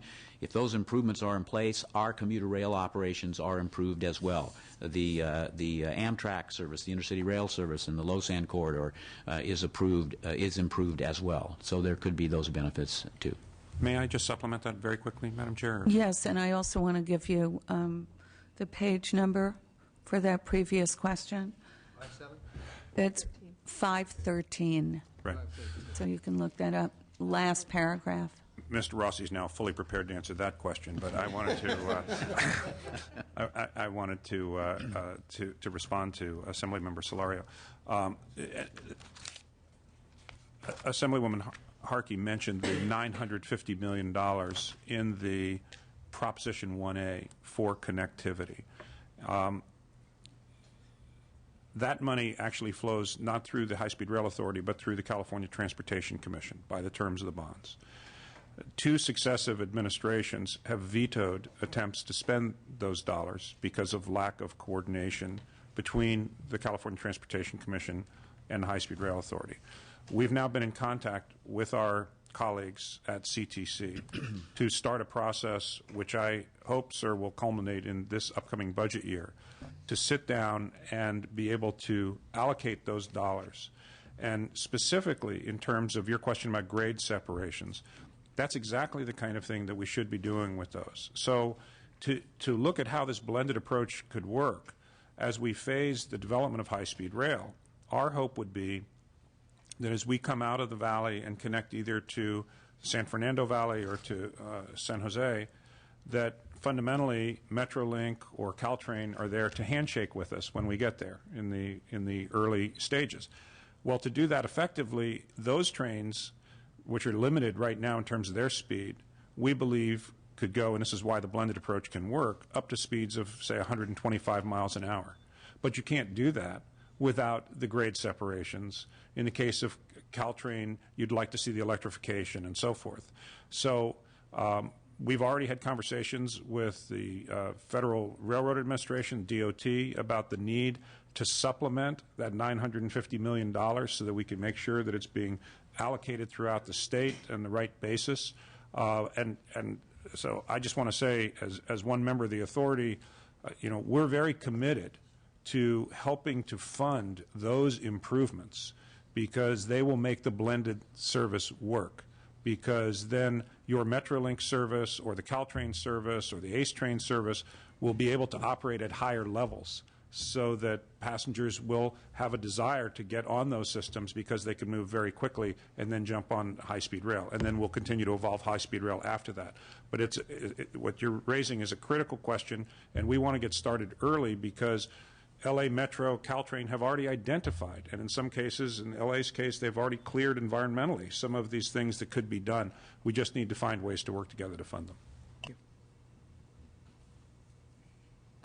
Or is this the same question? It's related. Okay. Hi, thank you. Thank you. The LAO was talking about our debt service, and we're talking about can we afford it. Well, our debt service has grown to 4%, from 4% of general fund revenues to nearly 8% over the last couple of years, and we are expected to be over 10% by 2015. Can I interrupt you, Ms. Harkey? Sure. That's a question we are going to get to, but we're not quite there. I thought we were talking about affordability. Then my next thing, then, if I can't say that it's not about debt service, then we were talking about operating costs and how this is supposed to be. The users are supposed to pay for the system. That's what was in Prop 1A. And so how will the initial operating costs be covered, and why isn't it considered an operating subsidy? Because on day one, will there be adequate revenue to cover operating costs? And either one of you can answer that. Thank you for that. That was what Mr. Rossi was looking up, right? Well, I was trying to understand what the question was, and I apologize. I assume that what we're looking at here is... We're going to have initial operating costs? Right. Right. The way the plan is built, and we will, Got to get used to that microphone. okay, is that better? Okay. Yes. If, the way the plan is built is that for the first three, and we'll answer this in writing to get the numbers exactly right, but in the first 3 years, in 2022, 2023, for iOS South, which is what this is talking about, we make an operating profit, but we don't sell or, in effect, have a concession where we sell the future revenues until the 3rd year, because the private sector is only going to invest once they have stabilized revenues. And if they want to invest before that, the discount's going to be so large, we're not going to want to sell. So we have built into the plan the ability to operate the high-speed rail segment for those years and still have an operating profit. Then how do you pay for the first 2 years? Well, because it's a cash flow issue. What will happen is, as the tickets come in, we will have a sufficient amount of revenue to pay our operating expenses. Now, we may have to get a line of credit. That's not unusual, but that's all built into the operation. The operation, maintenance, and capital refresher costs, expenses. Ms. Buchanan, and then I'm going to go on to the next question. Yeah, when the appropriate time is, I have some, I think, similar questions to Senator Harkey. But, you know, when you go to Europe, and it's so easy to go from your local transportation to the high-speed rail that, you know, that makes it easy to use, whereas this country's sort of grown up with freeways, and so we haven't grown. I mean, we don't have the same type of transportation systems that they have, which I think makes a little bit of an apples to oranges comparison instead of an apples to apples in terms of use. Yeah. But, you know, when we talk about $950 million for connectivity, which is, you know, got to be critical to having successful high-speed rail, what do you think the real cost is? I mean, that's got to be a drop in the bucket. I don't think you can solve your connectivity problem for $950 million. No, so, I didn't mean to suggest that we could. No, you didn't suggest that, but I mean, it's if you can't get to high-speed rail. I mean, my example would be often for my kid that lives in the northern part of L.A. I oftentimes will drive, because by the time I drive to the airport, wait an hour, hop on a plane, drive there, it's not much difference between just going to Interstate 5 and driving down. So it's got to be convenient for people to use, and if the only way it's going to be convenient is if you've developed your whole system of connectivity. So, you know, what does that cost? I don't know what it costs, but what I do know is that what we should be doing in the future is we should be looking at how we integrate those costs with how we're building out high-speed rail. And I think that trying to work with the local regional rail authorities on the 950 is important, not only because we can put some early dollars to work, but because it creates a template for how we're going to try to fund this going forward. If we don't do this all together, then it's going to be a very inefficient way to build the system out. But I would think you could spend that whole $950 in Orange County and not cover the cost. We offered that to Bill. Madam Chair, we would be happy to take it, and we could spend it well, I think. I agree with Mr. Richard, his comment with respect to that's not, and your point, that's not nearly enough money to complete all of the connectivity issues that would be beneficial to a high-speed rail operation. I would say that we are in the process in Southern California, and I know they've conducted a similar effort up in Northern California, trying to identify the kinds of improvements that would be beneficial to the blended approach in terms of connecting high-speed rail to the existing conventional rail. We're going to try to do that in increments. So how much will this dollar amount buy? How much will that dollar amount buy? And the point is we're trying to move towards that system that Mr. Richard represented in terms of getting the ability to operate at 110 to 125 miles an hour on the existing rail services. So grade separations, track realignments, curve corrections, things of that nature are the sorts of issues that we need to address. So we'll have a better handle on those dollar costs, but that doesn't take into account the connectivity issues that would exist in the Central Valley through the stations in Fresno and Bakersfield and Merced and other locations. So it is a substantially higher number. I unfortunately don't have that number, but we should have a better handle on what we can do in the San Jose to San Francisco piece and the San Fernando Valley to Anaheim piece. And then my other question is, when you talk about, public-private partnerships here, we know that this bond requires matching funds to spend any of the money. We know that we can't subsidize the operations of the system. When I was over in Spain a year ago, the government hadn't taken over the pass between the Pyrenees from Spain to France, basically because it couldn't afford to take on all that debt service in terms of the public-private partnership. So, how do you envision, if you bring on a private partner, how do you envision paying for those services? I'm assuming we're not going to pay for it through the general fund. Where is the money going to come? Well, I mean, in terms of constructing the high-speed rail, do you envision? I mean, you read the plan. Right. That's okay. As you read the plan, that isn't the type of partnerships we're talking about. What we're talking about are the sale of future revenue streams. And for the first segment, first operating segment, we're looking at $11 billion at a discount anywhere between 11 and 14%, depending on how you look at that.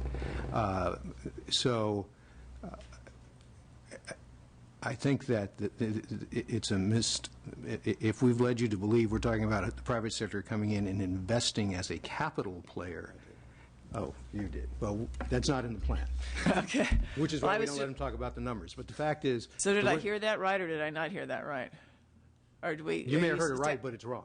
What we're doing is that's why this is a draft plan, right? No, the plan is very clear. The plan is all about selling future revenue streams. And so who's guaranteeing the future revenue streams? No one's guaranteeing them. Okay. I mean, so if I could add to that question, which is what I think Ms. Buchanan, Ms. Harkey are getting to, what is the authority going to do to minimize the risk to the state? And I think that's what they're trying to find out. Minimize the risk from the perspective of getting financial risk to the state. What is the authority doing to minimize the financial risk to the state? That's what I'm hearing from both of them. Well, I think there are several answers to that question. Yeah, one is just managing the project well, so that we have good risk mitigation, which will have an impact on reducing the financial cost to the state. Second one is that by selling future revenue streams, you will be bringing in, as per the plan, in the first segments, you're looking at $11 billion of sales that will bring revenue into the state. And then when you finish the next round, the next segment, there'll be more revenues to sell at the appropriate discount rate. And, there is a list we can supply you with a whole series of these sales that have taken place. There are no revenue guarantees.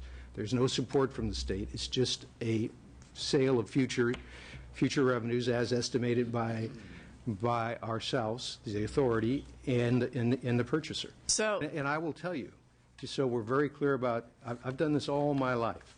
It's doable, and if you can sell Elton John's future revenues for concerts, you can certainly sell high-speed future revenues. I understand the concept of securitizing future revenue. I just want to know how then the state is not on the hook for the guarantee. We're not guaranteeing.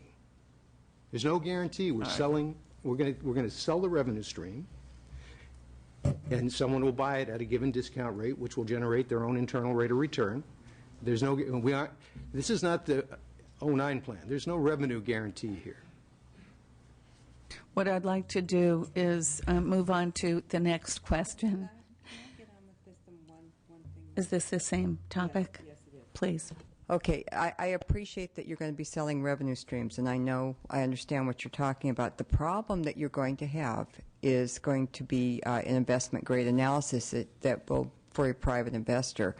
One of the issues that have been raised time and time again has been the ridership study, which is key to even beginning this or knowing if you're going to have if you're going to have a revenue stream.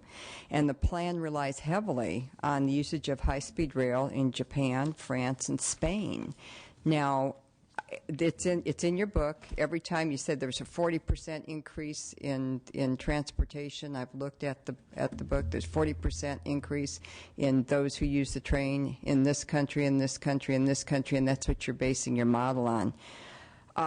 So you're going to need to differentiate between the population densities in which the high-speed rail runs in France, Japan, and Spain, and the number of automobiles per family, the number of roads in those countries, other methods of transportation, because we're not comparing the same economies, we're not comparing the same lifestyles, we're not comparing the same financial situation.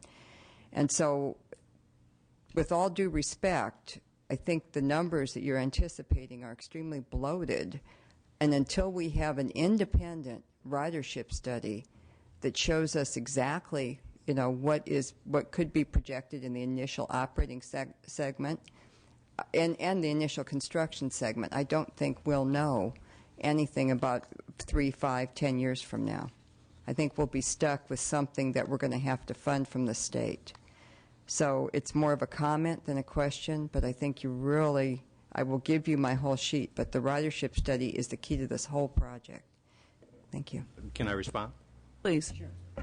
There are two separate issues. Number one, if in fact we get to the place where we have revenue streams, the investment grade model will be done by the person buying the revenue streams, and there will be revenue streams, and they will be stabilized. So that's a part. As to the first issue about the ridership model, we don't use anything in the ridership model that has to do with Japan, France, or any other foreign country.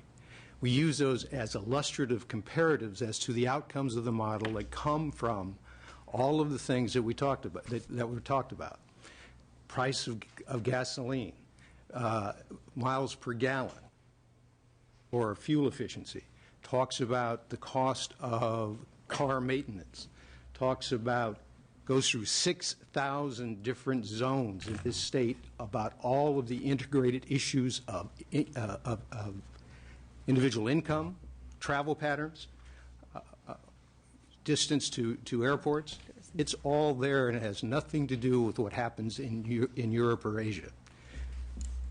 When we refer to Europe or Asia in the plan, it's purely illustrative. But if you want to take a look at the ridership model, which is biased to the conservative, because all of us who do models, and I've done models all my life because that's how I earn my living, have all read Flyberg's book that was published in 2003.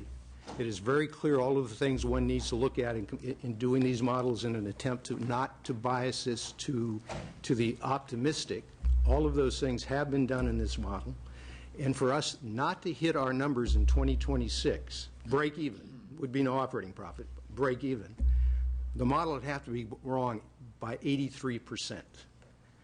When you talk to the Berkeley guys, when you look at the stuff that was done by 3 gentlemen out of Palo Alto, when you take a look at what CARD has done, none of them suggests that this model, whatever their issues are, is going to be off 83%. So as you look at those numbers, it's pretty straightforward. I've read the Berkeley report, and it says there's large standard deviations. So that could mean anything. And when I talked to Dr. Madinet just 2 days ago and a week ago, he admits that he only has 2 points remaining of criticism. One is, does not affect gross ridership. The other one is, you're right, it's the banding issues in his mind, and he's not sure where those fall. But he also will not say that he thinks that the model is significantly off. It is an issue of elegance between modelers. And I would suggest to you, with all due respect, that when you look at the independent peer panel, their ridership expertise, the review panel, and their time and grade is every bit as good as Dr. Madinat and the Berkeley. So we can have that issue. Well, I will discuss it with you because the independent peer panel is actually some part of the group, I believe, that prepared the original study. So it's not as independent as we might think. And also Cambridge and we need an independent. And I've got the book here. I'll come back to you on the way that you have compared to other countries. But the ridership study is criticized roundly by many people. Now, I know that you are working or supposedly working with some of the people in the Palo Alto community, maybe with CARD and whatnot, and going to review some of the assumptions made. At least that's what I heard. I've been watching every televised broadcast. I get them on the webcast later. So I've watched you in the committee, and I've heard what was said. And I believe it's Alexis. Elizabeth Alexis has been willing to sit down with you, and I would hope that you would access that sort of community input because they're highly qualified and extremely talented people, and that's the sort of community outreach we need, not marketing. We don't need to be sold. We need to have the true data and make decisions. I'm going to get back to a question for the LAO. If you could help us to understand the general fund impact required to service the high-speed rail bond debt. We know the general fund will have to pay principal and interest on the debt, but there's likely also to be economic advantages in terms of jobs created, for example. So these two factors considered together, what is the likely net impact to the general fund as a result of the planned initial construction? Isn't it possible that the jobs that are created as a result of high-speed rail more than cover the cost of the general fund debt? Well, first, we haven't done that specific analysis, and I would point out that there are a lot of different ways to create jobs and spending this money. You could spend money on other types of transportation projects as well. In terms of the debt service costs, for a period of time, they will be paid out of the transportation, the weight fees, and will not be a direct general fund impact. There will be an indirect general fund impact because there will be less money that can be loaned to the general fund to offset general fund expenditures.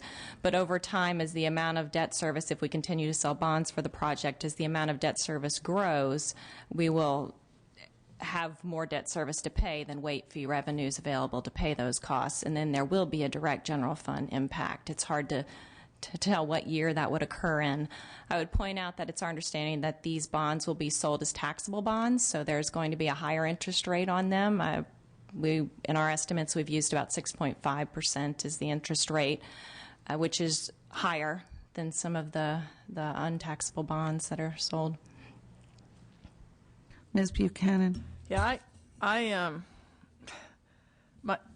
my concern is that when you talked about the bold investment we made in freeways in the 1950s and we created a gas tax, we created a revenue stream to pay for the freeways. When we built the state water projects and the Oroville Dam, they were all revenue bonds. And as Senator Harker was beginning to say, the stress of the debt service on our budget is not sustainable. It's grown at 110% in the last decade, and it's going to go up another 40% if we do nothing just because of the current bonds. So we're clearly going to have to ask the question, what should be funded through general obligation bonds and what should not be funded through general obligation bonds?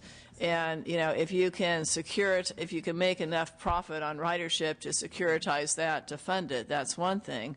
But if not, I know $100 billion is $7 billion a year for 30 years impact on the state general fund. And I know you're not proposing that, but I mean that's the magnitude of the debt service we'd be talking about if we were going to fund this at one time, which takes almost $3 billion a year away from schools. It takes almost $2 billion away from health and human services. And so there's got to be a funding model for this that's outside of the general fund. Another statistic that's alarming that I had staff look at for me when I was making a presentation is that 70% of the transportation dollars we've spent, highway dollars in the last decade, have been non-gas tax dollars. They've been from bonds and other sources that we know we can't continue. So the ability to maintain what we have is going to diminish dramatically, and our ability to take on other debt or to projects like this, I question, despite the fact, again, I'm not trying to say no to high-speed rail, but I do think we're in a real conundrum here in terms of how we finance this. So it's, I don't know if there's comment or... Well, I just want to make one comment. I mean, first of all, you and I know each other, and I know that you've got a very strong business background, and you look at these things from a quite clear financial perspective. But I want to be very clear on one thing, which is that nowhere in our plan is there anything that indicates that all of this would be funded through general obligation bonds from the California taxpayers. I mean, there's a $9 billion bond measure that has been approved by the voters. That's a fact. That's out there. We're not, I mean, we've said that we see the majority of additional funding coming from federal sources, so that does not implicate the same pressures on the general fund. And the reason I make this point is the three distinguished gentlemen from Palo Alto who had made a number of presentations. We sat down with them. We've sat down with many of the critics of the project, try to understand where they're coming from, and part of their analysis was looking at the impact on the general fund of the 100% funding of this by public bonds, which we've never proposed anywhere, which we are not proposing, and we have to just reject that number out of hand. So, Assemblywoman, that's one reason I kind of jumped on that, because it's been a number that's been used against us, which is just not correct or fair, because that's not how we're looking at funding it. Having said that, the $9 billion worth of bonds, of course, carries some financing costs, and I understand that. As a citizen, I would simply say that it's not up to me to determine how the state uses its bonding authority, but as a citizen, I'd rather see it used for investments in future infrastructure than for other things that aren't that. Well, education is a huge investment in future infrastructure as well. If you're telling me you could take $10 billion and leverage that to $100 billion, I'd say that's a great investment, And if you could take that $10 billion, $100 billion, get high-speed rail, I'd say that's a great investment. The problem is I have a hard time believing, and the people I represent have a hard time believing, that the federal government is going to really come up with that lion's share of the investment, especially with what we read in the papers on a day-to-day basis. So that's the critical question, I think, that needs to be answered is are we being realistic in assuming that we're really going to get that other $90 billion? Well, the critical point before we get to that is to recognize that the essence of the plan is to say that once we get to an initial operating segment, we're looking at only building pieces of high-speed rail if three conditions are met. If, number one, there's a financing plan in place. If, number two, we're convinced that those will pay for themselves. And I was about to do a Rick Perry number three. Number three is energy. Number three is EPA, right? Number three is that they have independent utility, and that they're able to stand on their own and provide value. So only if those three conditions are met. And so we're not having to ask ourselves the $100 billion question here, because we can't answer it. So, and we're talking about over a generation. Okay, so put yourself in our shoes then. And how do I explain to my constituents that, yes, we're going to incur this $10 billion in debt, and this is the segment we're going to build that's not going to benefit you, and we will then expand it when money becomes available, and that might be 20 years down the road, but you're stuck in traffic on a freeway that's like a parking lot every single day, when, going back to my example, we could be using that money to extend BART to Livermore or BART to Brentwood that would help them out on an immediate basis. The problem, Assemblywoman, is I think your last predicate is one that I think is kind of hard to sustain, which is if you can find a way to take the Prop 1A money and use it for BART to Livermore, I suppose you'd have that argument. I don't see how you can do that. And if you could take the stimulus money that the state's been given and use it for that purpose, then fine. I mean, we are where we are. And I think it's a fair question, but, we're starting from Right. the realistic position of where we are. Yeah, but that's assuming that because you've got to spend the money. Members, I would like to move us along to two final questions before the stakeholders panel. I'm going to read both of them now so you can answer them. One of them is that the plan has a phased approach beginning in the Central Valley that the authority laid out in the business plan and detailed funding plan. Does this plan reflect